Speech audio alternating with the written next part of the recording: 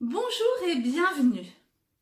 Vous vous sentez différent des autres et vos émotions vous jouent des tours? Vous avez envie de vous isoler ou peut-être même besoin? Vous êtes peut-être hypersensible. Pour le savoir et pour apprendre à mieux vivre avec, voici notre témoin du jour. C'est parti! Bonjour à tous, c'est Camille Pessard du blog habitersapeau.com où dans ce blog, je vous explique qu'en fait la peau est notre première maison, que c'est le premier endroit tout simplement dans lequel il nous est donné de vivre. Et je veux montrer aux femmes à travers ce concept comment se révéler sous leur meilleur jour en habitant pleinement ce premier espace en elles. Et je pense qu'en tant qu'hypersensible, vous en savez quelque chose. Alors pour commencer, qu'est-ce qui moi me fait penser que je suis hypersensible? En réalité j'ai toujours su, on va pas se mentir, depuis toute petite j'ai compris que j'avais quand même une sensibilité particulière, que ce soit aux animaux, au son, à la lumière, que j'étais très connectée, en fait profondément connectée avec tout ce qui m'entourait, et aussi les personnes évidemment. Et que donc je pouvais vraiment percevoir les ambiances, les tensions, je pouvais être une vraie éponge, et je pouvais ressentir aussi très fortement une émotion ou une série d'émotions, alors que ce soit la joie, la colère, la tristesse, mais que j'avais tendance à aller très très loin en fait dans le ressenti de cette émotion. Maintenant, en quoi cette hypersensibilité m'a gênée, je dis m'a gênée parce que aujourd'hui je dirais pas qu'elle me gêne. On va dire que j'ai réussi à la reconnaître et à l'accompagner au quotidien, peut-être avec bon sens, avec bienveillance, et que ce n'est plus une gêne en soi aujourd'hui. Maintenant je dirais que les plus gros défis que j'ai eu à relever avec mon hypersensibilité, voilà, je crois que je préfère parler de défis, et bien ce sera la gestion de l'énergie. Ça c'est un point très très important pour moi.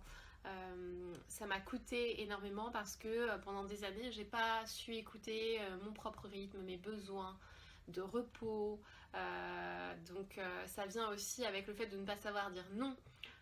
Il y a beaucoup de situations dans lesquelles j'ai pas su dire non, et ça m'a fait du mal, ça m'a beaucoup desservi. Donc ça je dirais que c'est les deux plus gros défis.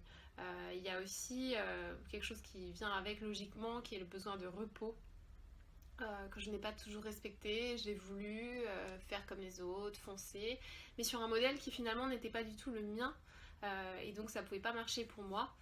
Et ça aujourd'hui, je suis capable de tout à fait le regarder et de savoir gérer cet aspect-là. Donc il n'est plus une gêne. Maintenant, qu'est-ce que ça m'apporte d'être hypersensible? Parce que on peut parler de la gêne, on peut parler des défis, mais il faut aussi être capable de voir à quel point c'est un talent, c'est une force, c'est une richesse absolument incroyable. Et dès qu'on est capable de le regarder comme ça, eh bien quelque chose change dans notre existence. Parce que moi aujourd'hui j'ai la certitude absolue que c'est une bonne fée qui a placé l'hypersensibilité au-dessus de mon berceau. Ça, j'ai aucun doute là-dessus. Et je veux que vous en soyez convaincus vous aussi, parce que ça me donne un accès à la matière qui est incroyable, que ce soit à travers les textiles, à travers les couleurs, tout ce qui est lié à la beauté en fait. Moi je vais avoir une connexion très forte à tout ça, mais ça peut être aussi tout ce qui est lié au sens. Donc la musique, moi quand j'entends un morceau qui me plonge dans un état de grâce, j'ai vraiment l'impression que mon cœur est en train de jouer de la harpe. Et ça, je suis pas persuadée que tout le monde puisse en dire autant. Mais voilà, moi, c'est quelque chose de puissant. Le morceau m'atteint. Et je ressens une connexion, je ressens un alignement, une joie, vraiment quelque chose qui vibre et qui est très élevé à l'intérieur. Et ça, c'est du pur bonheur. Voilà, je sais que ma vie ne pourra jamais être lisse et fade, parce que je vois la vie dans toutes ses nuances, voilà, toutes les couleurs, tous les bruits, tous les sons. Je partage aussi une connexion avec la nature qui est très forte. Et donc je sais que j'ai un regard peut-être particulier sur la nature. J'ai une connexion aussi aux animaux qui est très forte, avec presque une forme de télépathie, de pouvoir attirer des animaux à moi comme ça. Quand je suis à l'extérieur, tous les chats viennent me voir alors qu'ils ne me connaissent pas. Ça surprend toujours beaucoup mon entourage. Mais voilà, je sais que j'ai ça. Et c'est une forme de super pouvoir. C'est vraiment une forme de super pouvoir et je vous souhaite de pouvoir regarder le vôtre comme ça. Voilà, il faut bien penser qu'en fait on n'a pas... on est tous des magiciens mais on n'a pas tous la même baguette magique. Et l'hypersensibilité pour moi c'est un petit peu ça, c'est-à-dire que... et bah oui, il y a peut-être des personnes qui vont avoir une baguette dans un bois très dense, robuste, qui pourra jamais se casser, d'accord. Et peut-être que votre baguette à vous, qui serait aussi la mienne, elle est dans un matériau précieux, comme le cristal. Et voilà, le cristal, il va emmagasiner les sons et ça va résonner à l'intérieur. Donc peut-être être capable de voir ça comme ça. Et ensuite, eh bien, quel conseil moi je donnerais à une personne hypersensible? Je dirais que le premier conseil, c'est vraiment de s'écouter. S'écouter, être présent à soi et respecter ses besoins. Donc déjà, bien sûr, reconnaître les besoins qu'on peut avoir, que ce soit un besoin de repos, un besoin de solitude, un besoin peut-être de temps pour soi aussi, parce que ça c'est très important. C'est vraiment d'écouter tous ces besoins. Parce que si vous ne les écoutez pas, vous allez vous abîmer. Et c'est là que ça devient problématique, parce qu'en soi, ce n'est pas problématique. C'est Flora Deauville qui dit ça, j'aime beaucoup cette femme. Elle dit qu'en fait, il n'y a pas de défaut. Ça n'existe pas. Les défauts, c'est une vue de l'esprit. Donc ce qu'on pourrait percevoir comme une faiblesse ou un défaut, en réalité, c'est juste que si on ne lui donne pas le bon environnement, et ben ce talent ne pourra pas s'exprimer. Donc l'hypersensibilité, c'est peut-être un défaut si vous travaillez dans un open space, parce que ça va être compliqué pour vous. Mais ça devient une force si vous êtes créateur de tissu, parce que vous allez en avoir besoin.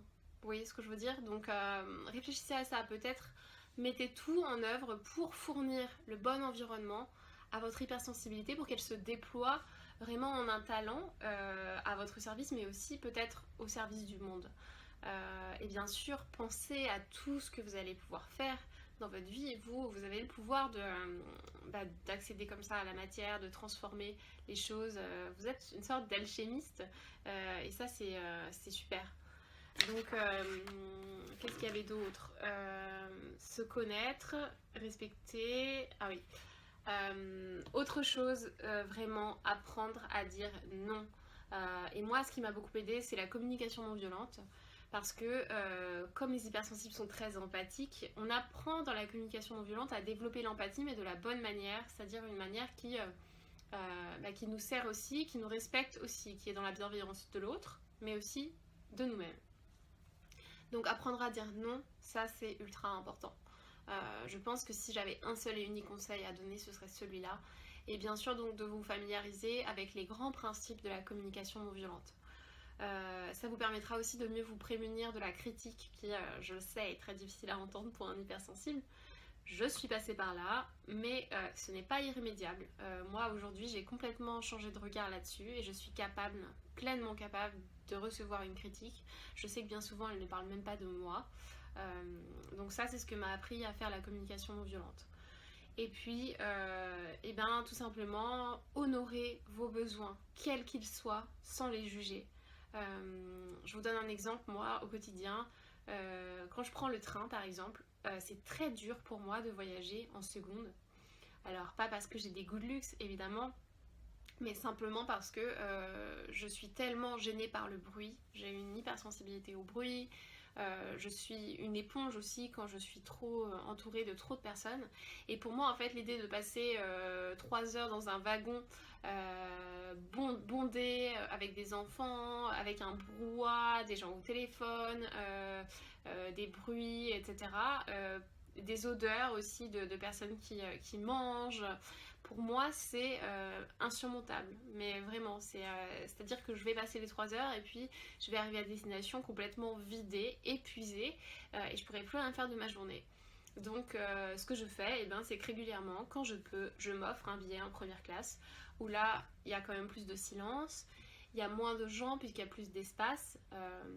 Il y a un meilleur système de séparation aussi des espaces qui permet peut-être de se sentir un petit peu plus dans sa bulle, d'avoir un cocon protecteur.